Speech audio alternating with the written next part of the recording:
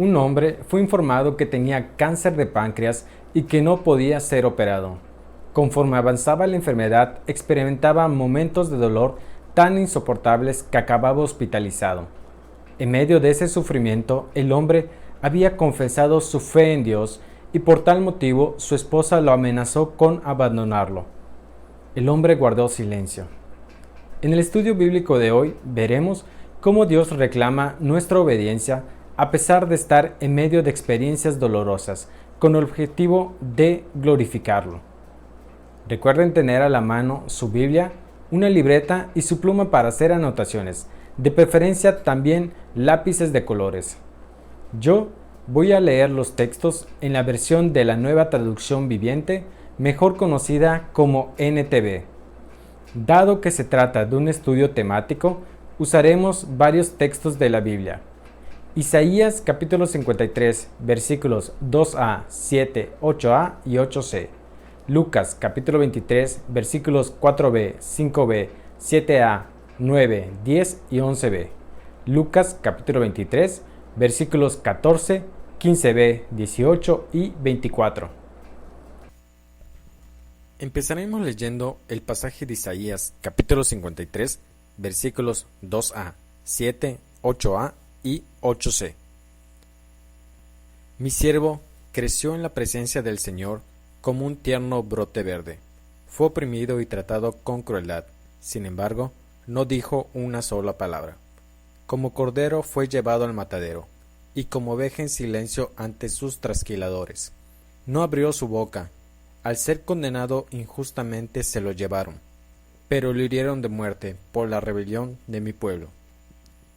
Este pasaje forma parte de la profecía mesiánica más conocida, y el cual es el más utilizado para hablar acerca del Mesías.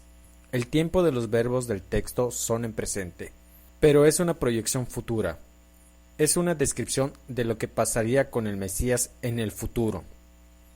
El texto inicia presentando al siervo de Dios, el cual sería como un brote, haciendo referencia al Mesías, puesto que es el brote o renuevo de David. Él sería el cumplimiento de la promesa que hizo Dios a David. Continúa el pasaje diciendo que el Mesías sería oprimido y sería tratado cruelmente. Sería un siervo sufriente, tratado de una manera despiadada. Añade el texto que a pesar de ese trato, el Mesías guardaría silencio. Siguiendo con el pasaje, se realiza una comparación del Mesías con un cordero que sería sacrificado. Esto es una referencia al sistema sacrificial establecido por Dios para el perdón de los pecados, y que además simbolizaba la obra expiatoria a favor del pueblo israelita que haría el Mesías mediante su muerte. El trato cruel que recibiría era parte del plan de la obra expiatoria. Continúa el pasaje haciendo una mención figurativa de cómo el Mesías enfrentaría su sufrimiento venidero. Él sería como una oveja que enmudece ante la presencia de sus trasquiladores. La frase señala la paciencia y la mansedumbre que tendría el Mesías ante las personas que le harían ese gran daño. Sigue el pasaje diciendo que el Mesías sería condenado injustamente. El texto estaba declarando que el Mesías sería sentenciado de una manera inmerecida. Tal idea exponía elementos importantes para la profecía. Primero, el Mesías sería llevado a juicio. Segundo, que tal juicio sería corrompido. Y tercero, la condena sería errónea. El pasaje afirma que el Mesías sería inocente de las acusaciones de sus trasquiladores. Cierra el texto exponiendo que el Mesías moriría por la rebelión del pueblo de Dios. Cabe hacer notar que la palabra rebelión se refiere a las transgresiones del pueblo, su pecado, su ofensa a Dios. El pueblo israelita había visto las maravillas de Dios, sin embargo, ponían su confianza en ídolos, violaban los mandamientos y rompían su pacto con Dios. Si bien la sumisión y guardar silencio ante el sufrimiento se relaciona con una persona carente de un carácter fuerte, para el Mesías sería un acto de obediencia, puesto que estaría realizando la obra de expiación establecida por Dios. En su silencio se vería su obediencia a Dios. Estaría glorificando a Dios aún en medio de su sufrimiento. Ahora leeremos Lucas capítulo 23, versículos 4b, 5b, 7a, 9, 10 y 11b. No encuentro ningún delito en este hombre. Causa disturbios por donde va. Cuando le dijeron que sí, Pilato lo mandó a Herodes. Herodes le hizo una pregunta tras otra, pero Jesús se negó a contestar. Mientras tanto, los principales sacerdotes y los maestros de la ley religiosa se quedaron allí gritando sus acusaciones. Finalmente le pusieron un manto real y lo enviaron de regreso a Pilato. Los sacerdotes judíos habían llevado a Jesús ante Pilato, gobernador romano de Jerusalén, acusándole de incitar al pueblo a que se rebelaran contra el pago de los impuestos al gobierno romano. El texto comienza diciendo que Pilato encontró a Jesús inocente de las acusaciones, pero cuando le dijeron que Jesús era de Galilea, decidió enviarlo a Herodes, porque Galilea era su jurisdicción, y por lo tanto él debía juzgar a Jesús. El pasaje describe que Herodes interrogó a Jesús con muchas preguntas, a las cuales Jesús decidió no responder. Guardó silencio. Mientras Herodes interrogaba a Jesús, los sacerdotes y maestros que habían llevado a Jesús ante Pilato estaban gritando, acusándolo de alborotador del pueblo. Ante la negativa de Jesús a responder a las preguntas, Herodes lo trató con todo desprecio, vistiéndole de una ropa espléndida en son de burla, como si Jesús fuera un loco que finge ser rey. Por último, Herodes envió de regreso a Jesús con Pilato, lo cual se interpretaría como una declaración de inocencia por parte de Herodes hacia Jesús.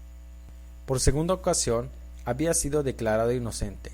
Su silencio ante sus trasquiladores revelaban su sometimiento a la palabra de Dios, para que se cumpliese lo escrito por Isaías.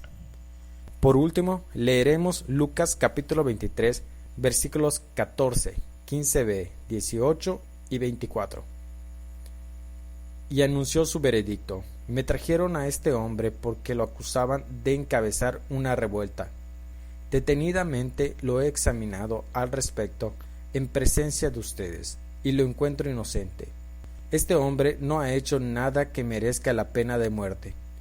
Pero un gran clamor surgió de la multitud, y a una voz la gente gritó: mátalo y suéltanos a Barrabás.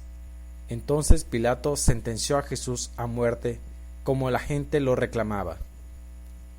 El pasaje presenta los hechos que ocurrieron cuando Jesús fue devuelto a Pilato para ser juzgado. Estando los principales sacerdotes y líderes religiosos presentes, anunció su veredicto.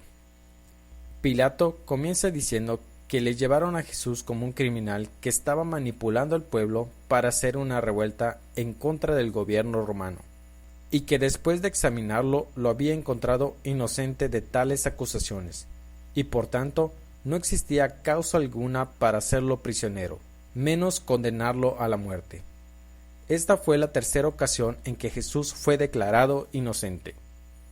La respuesta ante el dictamen de Pilato no se hizo esperar. Los acusadores no estaban contentos, puesto que su objetivo nunca fue un juicio justo para Jesús, solo querían su muerte.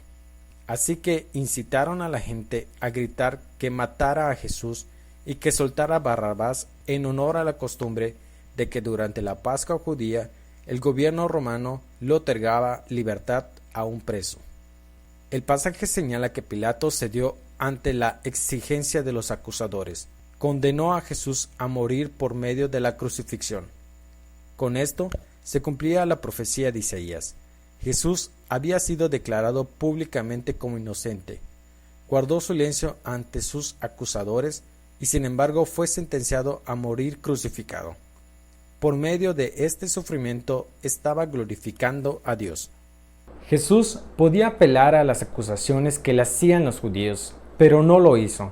A pesar de ser inocente, fue sumiso para recibir el castigo impuesto por Pilato.